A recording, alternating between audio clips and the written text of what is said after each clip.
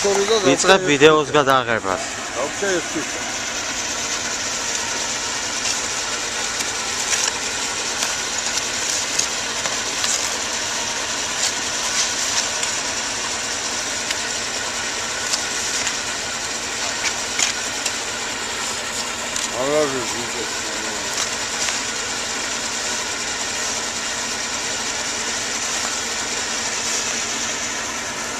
ბატონო ვანო, ესე იგი კონკრეტულად ეხლა რა სამუშაოები მიმდინარეობს ოზურგეთის ამ წყალმომარაგების?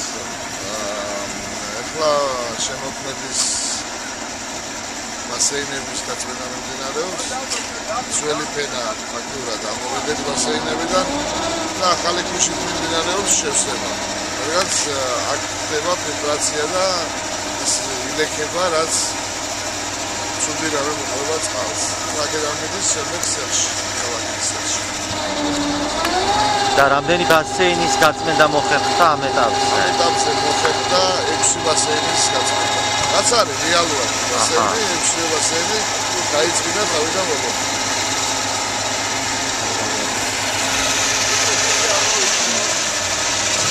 ათიშული რა შეგვი? აბა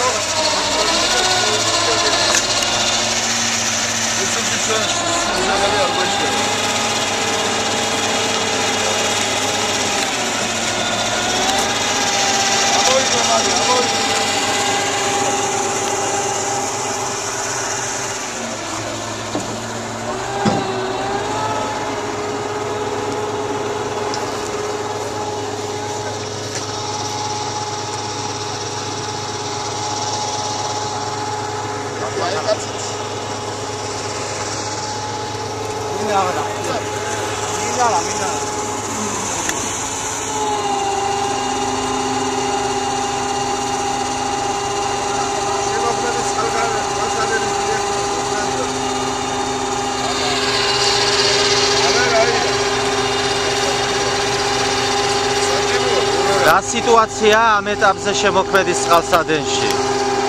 როგორ მიდის სამუშაოები?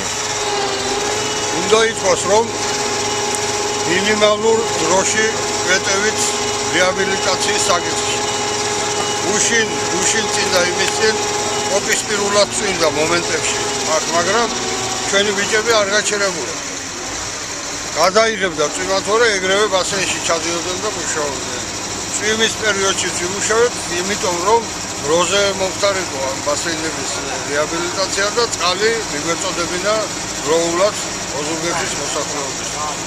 ერთი მინდა ვთქვა და დავამატო, რომ ჩვენი ხელმძღვანელობა მაქსიმალური მხარდაჭერა არა შესაბამისად ტექნიკით, საწვავით და სხვადასხვა საჭირო ინვენტარით, მაშინ ამას ჩვენ ასე დროულად ვერ მოვახერხებთ.